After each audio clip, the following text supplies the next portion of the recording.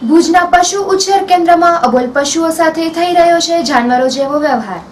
ભુજ તાલુકાના પશુ ઉછેર કેન્દ્રનું સંકુલ ભૂકંપ બાદ જર્જરિત હાલતમાં છે, પણ હજી સુધી ગ્રાન્ટ પાસ થઈ જવા છતાંય મરામત કરાતી નથી।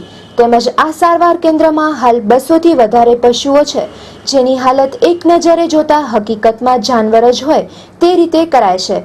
એક તરફ અબોલ જાનવરો પ્રત્યે ક્યાંક માનવતા દર્શાવાય છે, તો આ સારવાર કેન્દ્રમાં ખાવાનું તો ઠીક, પણ પાણી જોવા જેવું છે, જેમાં હકીકતમાં માનવ દ્વારા અબોલ પશુઓ પર જાનવરો જેવો જ વ્યવહાર કરાય છે।